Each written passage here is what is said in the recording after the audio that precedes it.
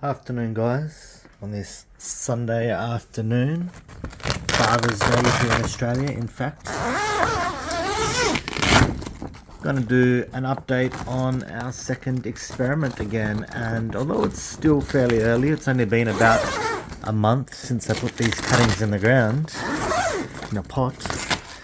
I'm going to call this fairly definitive. Cutting experiment number 2. Dry or damp soils versus wet soils.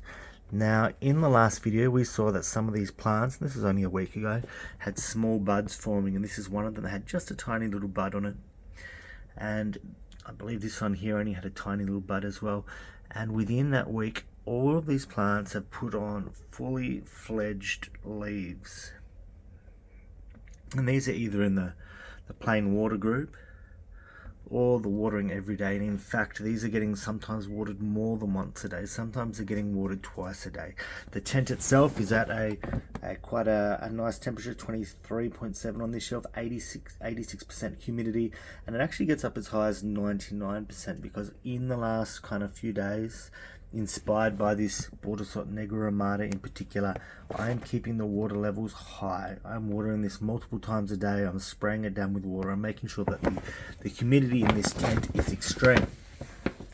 And in contrast to all of these plants that have leafed out in such a small amount of time, this is only a month's growth, we have the two that are in the drier condition, the ones that are only being watered every 5 days. And there's still a day off, well actually 2 days off their watering, but you can see they're not dry. They're not dry. They're drier than this, but just below the surface you can see wet soil. You can see that there is still condensation through both the pots, and yet even though they're continually damp and are never allowed to dry out, these have done absolutely nothing.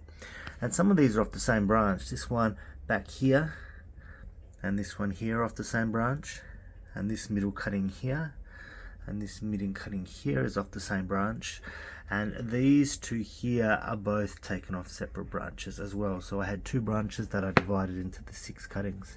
So these have done nothing. They don't have a single bud showing up. They have nothing at all indicating that these cuttings are doing anything. Now, they're not looking dead. If I had these in exclusion without the comparison here to look at, I would say, sure, these are just taking a little bit of time. They're not looking dead. We'll just let them go. But side by side, it's absolutely amazing to see the separation and the distinction between plants that are watered every single day, cuttings watered at least once a day, compared to cuttings that are watered at a more intermittent basis.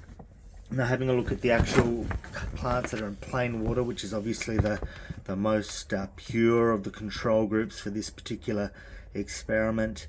These are forming roots that have gone out almost to the side of the cup. I don't think we have any roots on our other pots yet. They haven't quite reached the side, but I have no doubt that they're on their way and they will be there fairly shortly. The other cup that's in water behind this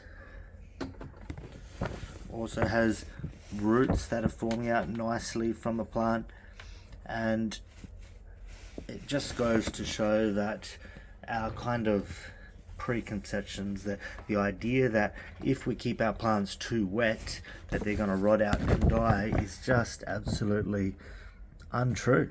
It's right here in front of us. We have 6 plants all off the same tree and otherwise treated exactly the same, and that extra water really wakes these plants up. It puts roots off faster, it puts leaves on faster, and in general it just makes for an easier cutting environment.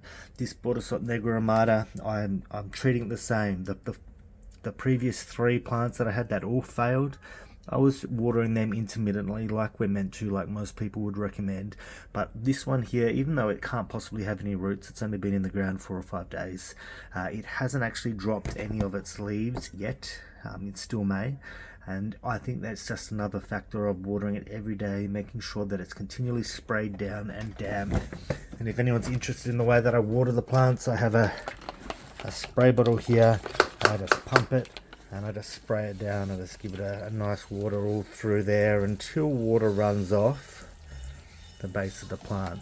So it's just Just one of those things that I've suspected for a while now. This is another one back here that's quite expensive. This is a different $200 cutting called Lebanese Black, which is quite rare in Australia, and I'm also watering that one down every day after it's taken a while to kind of leaf out.